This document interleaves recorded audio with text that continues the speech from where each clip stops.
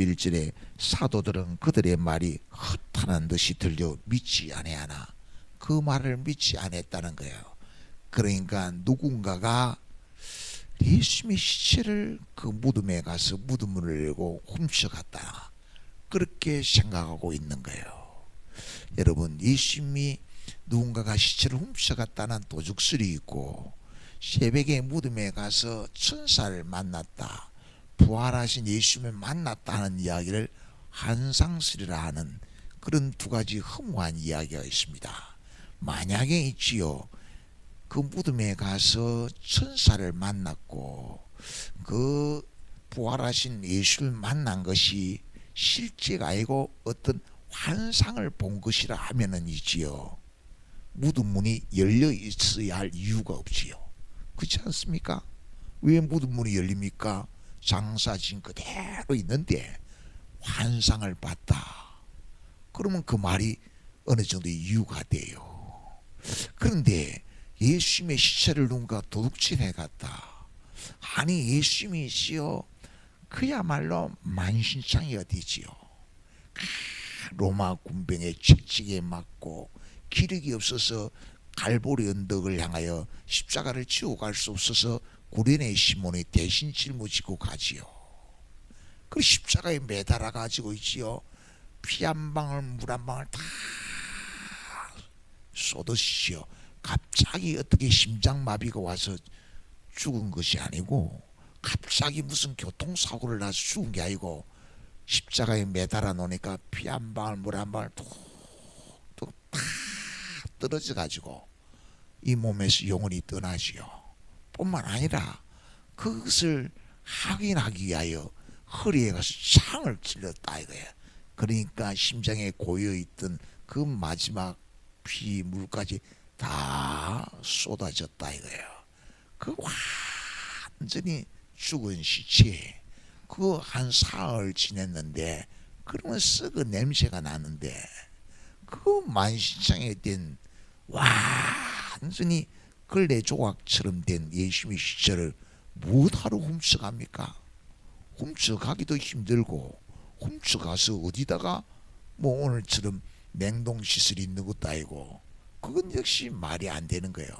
그런데 예수님의 제자들마저 누군가가 예수님의 시체를 훔쳐갔구나 하고, 누가 우리를 그렇게 괴롭히노 하며 근심된 이야기를 하면서 지금 엠마오로 내려가는 거예요.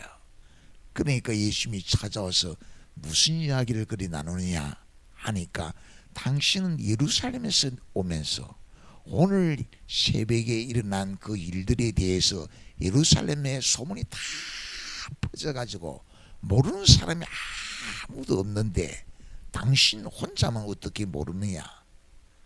그러니까 예수님이 그래 무슨 이야기인데 도대체 말해봐라 하니까 그 이야기를 쭉 해요. 그러니까 예수님이 하는 말씀이 25절에 보면 그랬어요.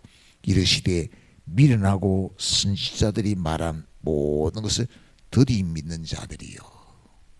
어떻게 그렇게 예수님이 십자가에 죽으시기 전에 이야기하고 성경에다 다 증거되어 있는데 그걸 성경대로 믿지 아니하고 누군가가 도둑질해 갔다고 생각하느냐.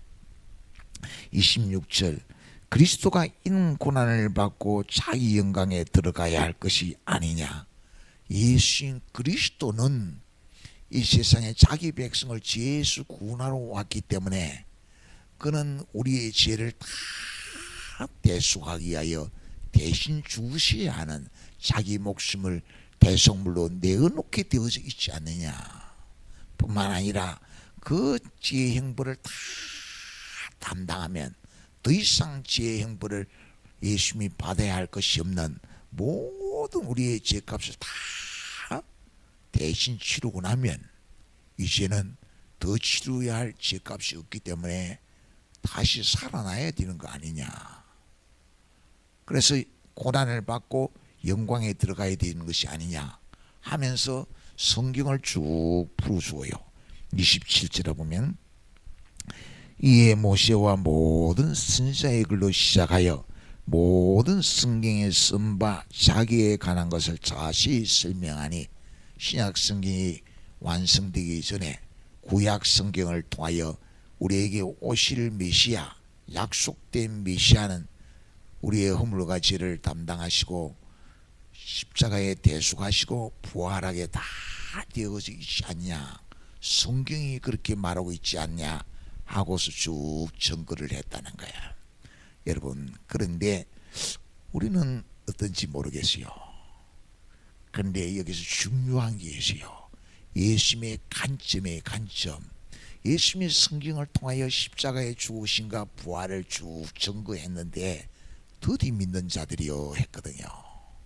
믿음이 온전하지 않다는 것이요, 부활의 신앙을 성경대로 믿지 못하고 있다는 거지요. 오히려 도적설을 믿고 있다는 이야기지요. 그런데 예수님이 십자가에 죽으시기 전에 만찬을 쭉 나누고 제자들의 발을 씻기면서 말씀하지요.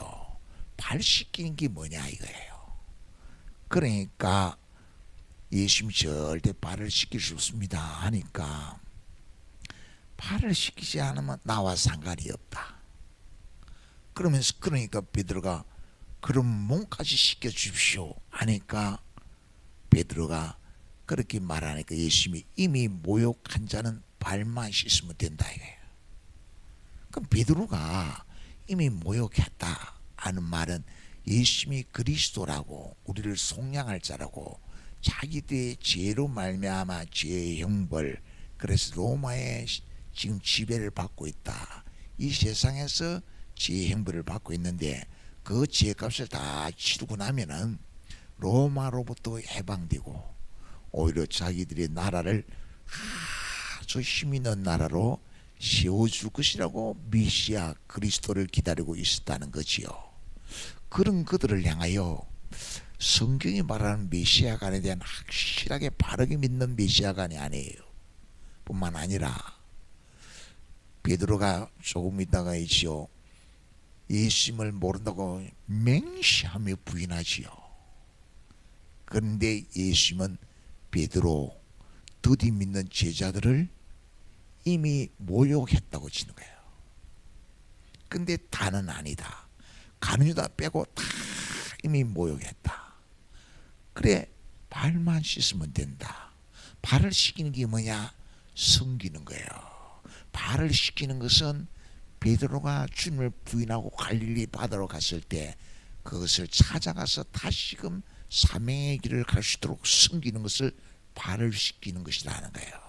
지금 엠마오로 내려가는 제자가 예수님이 부활하셨다는 이 사실에 대하여 믿음을 가지지 못해요. 오히려 도적설을 믿고 있어요. 그래서 예수님은 섬기기 위해서 찾아가는 거예요. 성경을 가르치기 위하여 가서 모르는 부분 대화를 하지요. 왜 무슨 이야기를 하냐 하면서 그 상담시고 성경대로 예수님이 고난을 받고 부활하게 되어 있지 않느냐. 그러니까 부활의 신앙을 가지게 되어지지요. 그것이 뭐예요? 발을 씻기는 거.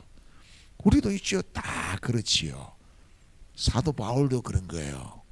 자기는 열심히 하나님께 충성한다고 했는데 교회를 박해했지요. 그래 예수님이 찾아가서 사울아 사울아 네가 어찌하여 나를 박해하느냐? 당신이 누굽니까? 나는 네가 박해하는 예수라. 예수님이 바울을 찾아가서 드디 믿는 그에게 바로 믿도록 숨기는 거예요. 발을 씻기는 거.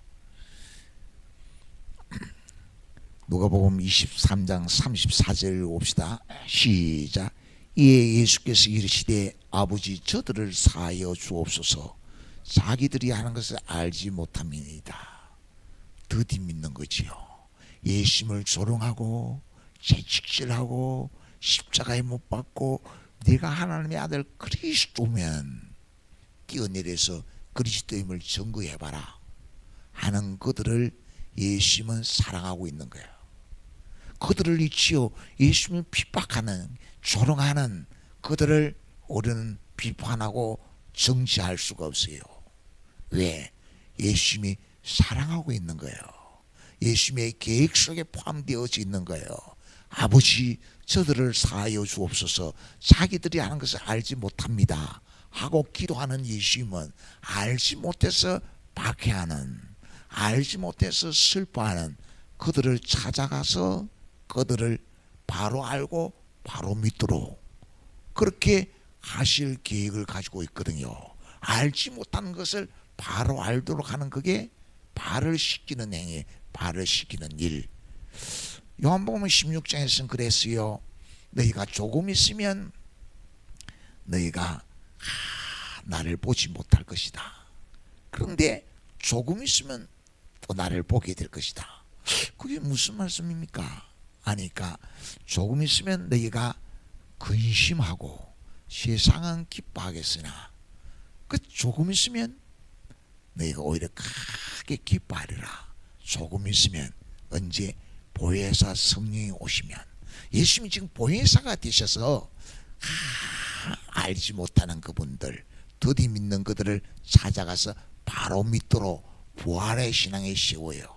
그 일을 다른 보혜사 성령이 오셔서 우리를 진리 가운데로 인도해서 성경을 알고 성경대로 죽으시고 성경대로 부활하신 예수님을 다 믿도록 만들어 주는 거예요. 하나님의 사랑이 변치 않고 하나님의 놀라운 계획이 우리들을 향하여 있어서, 그럼 어찌 됩니까? 지금 엠마오로 내려가는 제자들이 막 근심하고 슬퍼했는데 거기 기쁨이 돼요. 아, 예수님이 정말 부활하셨구나. 예수님이 속한 자도 예수님이 다시 오실 때 신령한 몸으로 부활하는구나.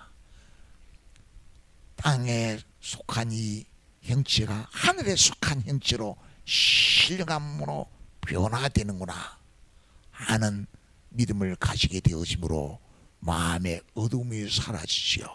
빛을 소유하게 되지요. 그 빛을 등경 위에 두면은 이제 정인이, 정인 보혜사 성령이 오셔서 우리 가운데 성경이 말하는 예수님, 성경대로 나시고 성경대로 죽으시고 성경대로 부활하신 예수님을 다 믿게 하는 더디 믿는 우리를 확신 가운데 부활의 신앙 가운데 세우시는 줄 믿으시기를 축원합니다.